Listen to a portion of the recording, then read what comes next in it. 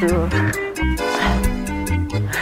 Alors, 35 ans de chansons, c'est ça, on peut dire à peu près? oh, oui, je vais commencer à peu près dans 74 à peu près, à chanter, à devenir chanteuse, voilà.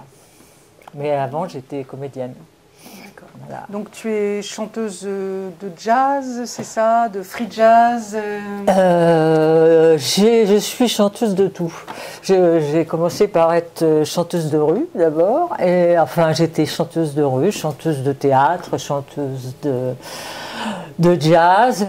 Je suis arrivée à la gare Montparnasse quand je suis... Oui, parce que tu es nantaise. Hein. Je suis née entre Angers et Nantes. Est-ce que tu te souviens de tes premières impressions du 14e? Qu'est-ce que tu Ah as oui, pensé oui, du très quartier? bien, parce que j'avais des copains qui avaient un endroit qui était dans c'était je ne sais pas si c'était un squat, mais le vidéobus, je ne sais pas si vous en avez entendu parler.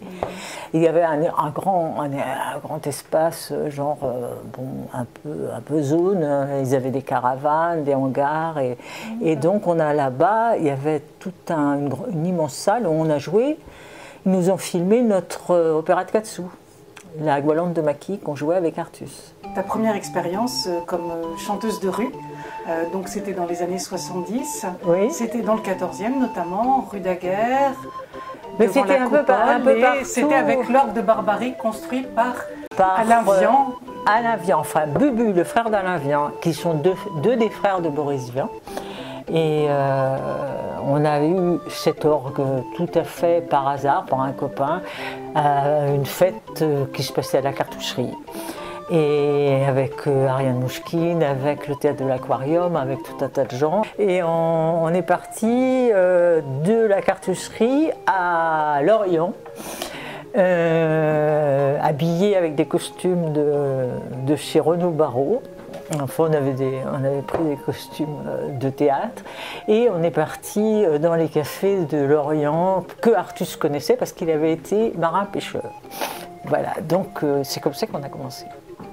Dès qu'il n'y avait pas d'argent, on disait bon bah vous inquiétez pas, on va à Montmartre, on ramène du fric. On faisait, je peux vous dire, on faisait des manches à 2500 francs. Dimanche après-midi à Montmartre. Non, mais je vous dis, c'était beaucoup hein, quand même. Ah oui, c'est sûr. Ouais. Donc on pouvait. On payait l'électricité, et nous, on filait de l'argent à ceux qu'on avait besoin. Voilà, tout. On payait notre loyer, on payait tout quoi, avec. Avec Artus et votre orgue de Barbarie, vous avez partagé le trottoir devant la coupole avec un certain... Renaud, qui chantait ses chansons à la guitare, et puis, mais évidemment, nous, on faisait certainement beaucoup plus de thunes que lui à cette époque-là sur le trottoir, mais après, lui, il est devenu, il a chanté ses chansons, il est devenu ce qu'il est devenu, voilà. Ça marchait bien pour lui? Pour Renaud, dans la rue, moins bien que pour nous, il faisait moins de thunes que nous, parce que bon, les guitaristes, chanteurs, il y en avait d'autres, tandis que des chanteurs avec un orgue et puis un bonimenteur, il n'y en avait pas autant, quoi. Enfin, on était quasiment les seuls, quoi. Voilà.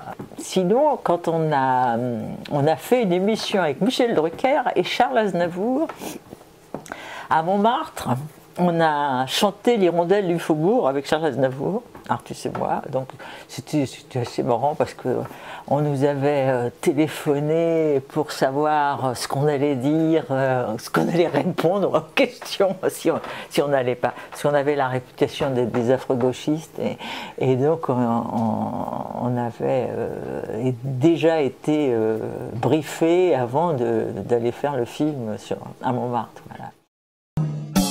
Un vrai athée et une athlète, très dégoûtée, la tête de veau, déguste avec des baguettes, du potiron rue Marengo. J'adore la chanson qui raconte des histoires. Ah, et puis la chanson réaliste et puis la chanson révolutionnaire.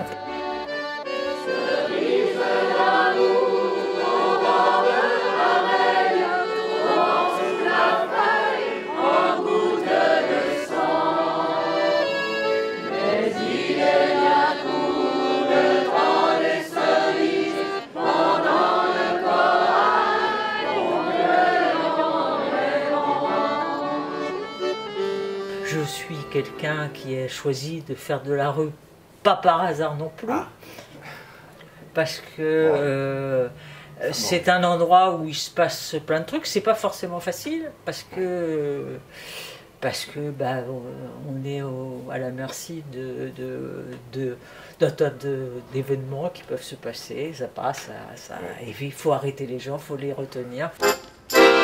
C'est l'artiste, c'est le bohème qui s'en souffle, rime, rêveur, à sonner à celle qu'il aime, on n'a pas le cœur. C'est à crédit qu'il fait ripaille, qu'il loge et qu'il a des amis. C'est la canaille, eh bien j'en suis. Ça demande de l'énergie et cette énergie-là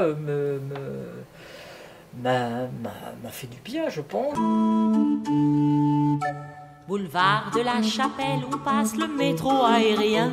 Il y a des filles très belles et beaucoup de vauriens. Les clochards affamés s'endorment sur les bancs. Et de vieilles poupées font encore le tapin à 65 ans. Je travaille un peu comme une universitaire, c'est-à-dire quand on me demande un thème, je cherche. Donc j'apprends les chansons, je trouve des textes, des chansons, etc. J'ai fait un spectacle sur 36, sur les chansons qu'il y avait pendant 36. J'ai fait un spectacle sur la Révolution française. J'ai fait un spectacle sur la chanson politique et sociale au XIXe siècle. J'ai fait un spectacle Prévert. J'ai fait un spectacle sur l'eau. Les Odysseys, les au-delà. J'ai fait un spectacle sur le vin, ce qui s'appelle Le Cri du vin, que je joue toujours. Hein. Là, on avait des dates pendant le confinement, et là, on est 4 comédiens, chanteurs, musiciens.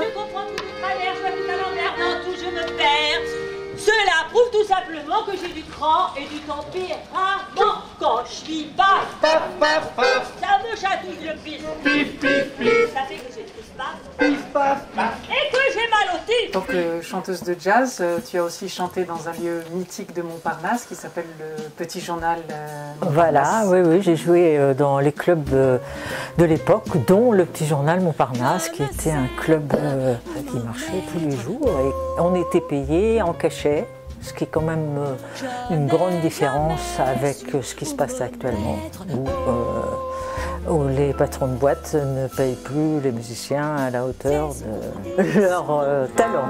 Voilà.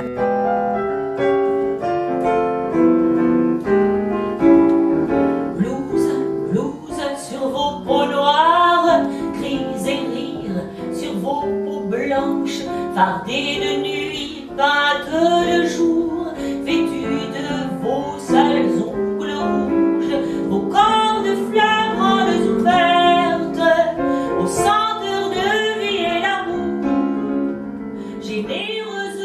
Je me sens saltimbanque, voilà, je me sens plus appartenir au monde du théâtre ou des saltimbanques et qu'au monde des auteurs, compositeurs, interprètes.